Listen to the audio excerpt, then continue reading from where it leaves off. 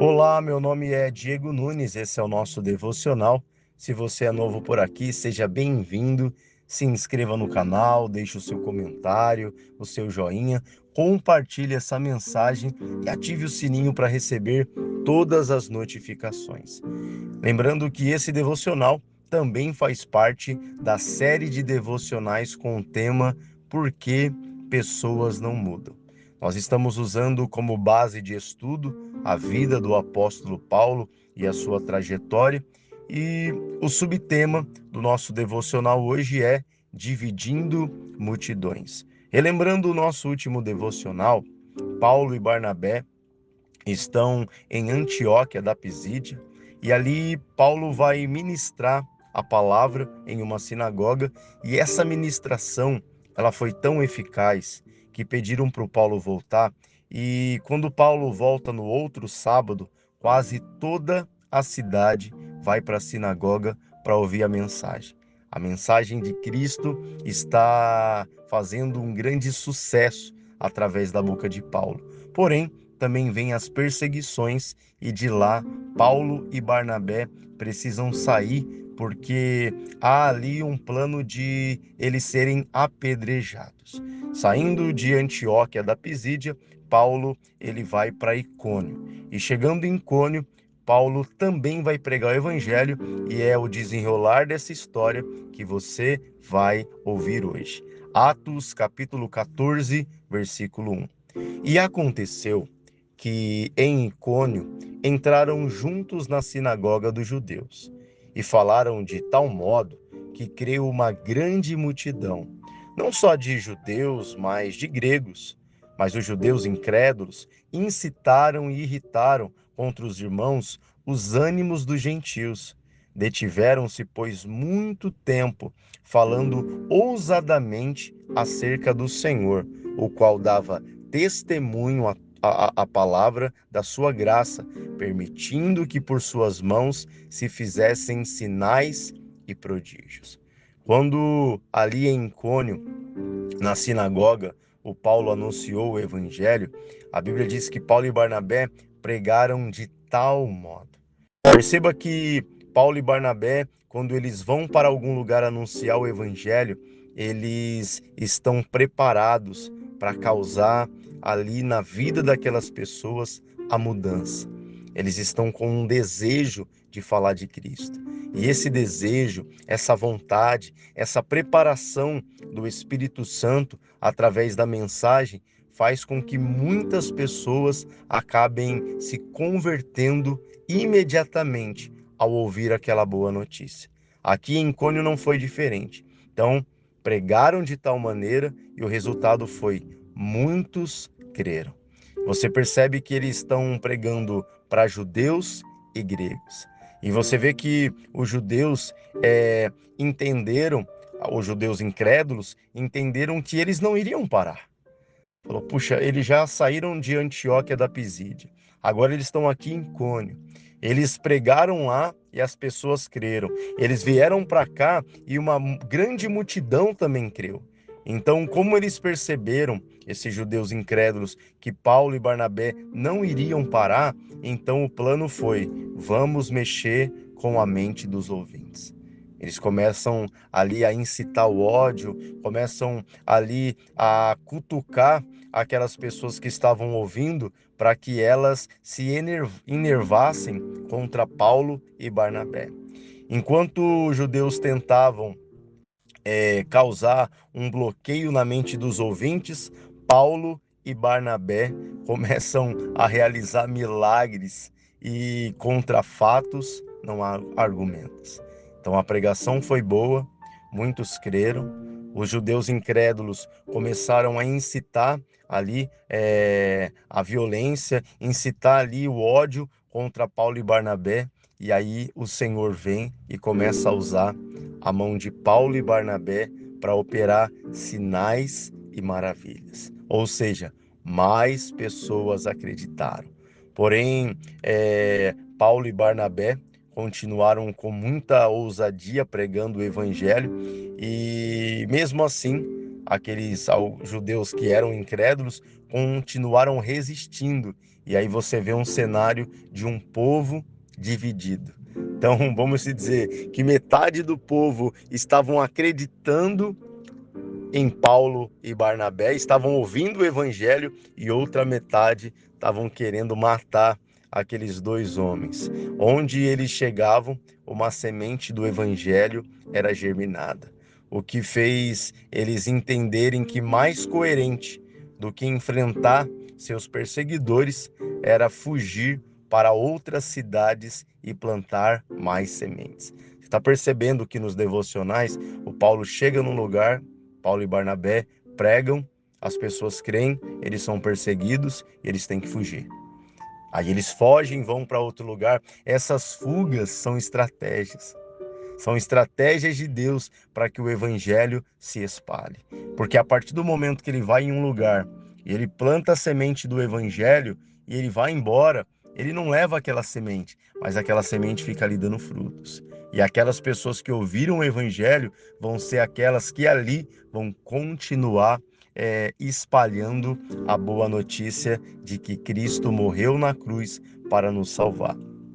E ali também, em Icônio, como a multidão acaba se dividindo e mais uma vez eles são ameaçados. Então, quando eles souberam do plano de apedrejamento, eles saem ali de Icônio e vão para Listra e Derbe. Em Listra, Paulo encontra um jovem paralítico e Paulo viu que aquele jovem tinha fé para ser curado. Então Paulo lançou a palavra e o jovem lançou a fé.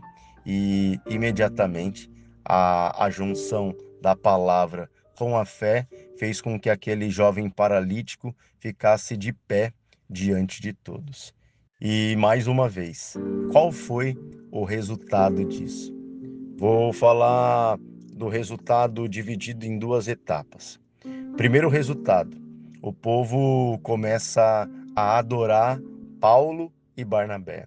Eles começam a querer idolatrá-los e começam a chamar eles de Júpiter, de Mercúrio, porque eles acreditavam que Paulo e Barnabé eram a encarnação dos deuses gregos.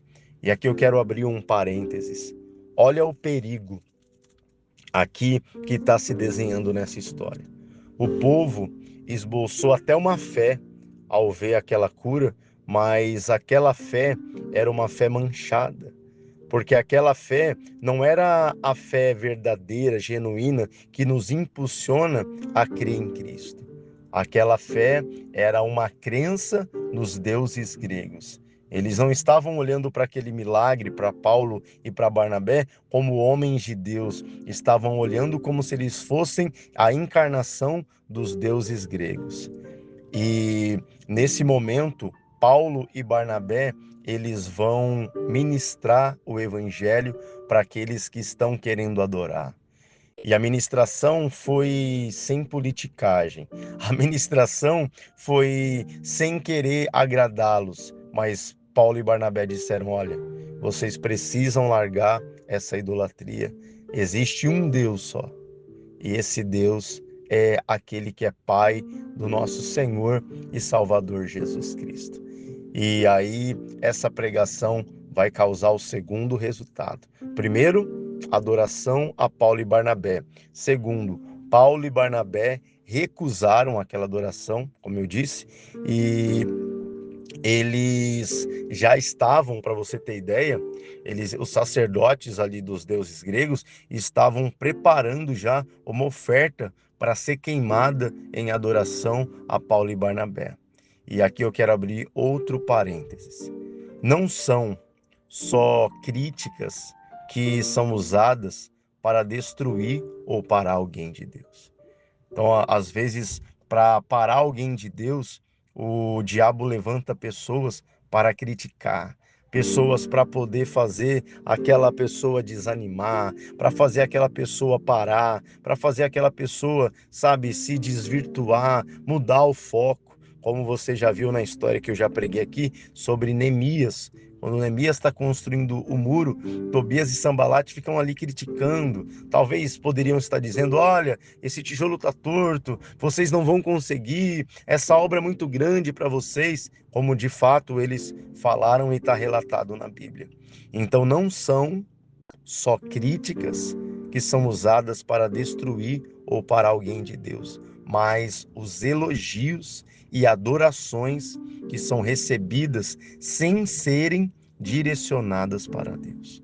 Então alguém pode chegar para mim e falar assim: você é demais, você é uma bênção, olha você, mas se eu não pegar, entenda, o problema não está no elogio, mas se eu não receber esse elogio e direcionar ele para quem de fato é o dono, para quem de fato é quem faz as coisas acontecerem, que é Deus, então nesse momento eu também estou fadado à queda. E Paulo e Barnabé entenderam isso. Falou: a gente não pode receber essa adoração pela cura daquele jovem, porque se esse jovem foi curado através das nossas mãos, é porque nós somos instrumentos de Deus. Uma guitarra não vai gerar som sozinha. Uma bateria não vai gerar som sozinha. Um microfone não vai gerar som sozinho. Nós somos instrumentos na mão do nosso Senhor. Então, mais uma vez digo, muitas vezes alguém vai ser criticado e vai falar: puxa, eu só recebo críticas, eu vou parar.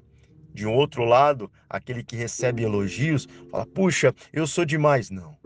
Obrigado por esse elogio. Glória a Deus. Quer dizer que o Senhor está me usando, mas toda a honra e toda a glória seja dada ao Senhor.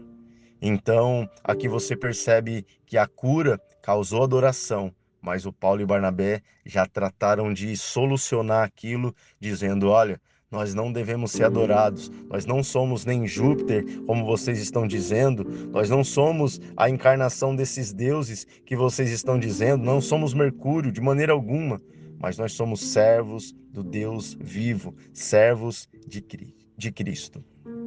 E esse tempo que eles demoraram ali nessa situação e pregando com ousadia foi o tempo suficiente para eles serem alcançados pelos judeus que estavam perseguindo eles desde a Antioquia e em Icônio. Então esses judeus chegam ali e incitam o povo a apedrejar Paulo e Barnabé. Olha o que diz no livro de Atos, capítulo 14, versículo 19, para a gente poder finalizar.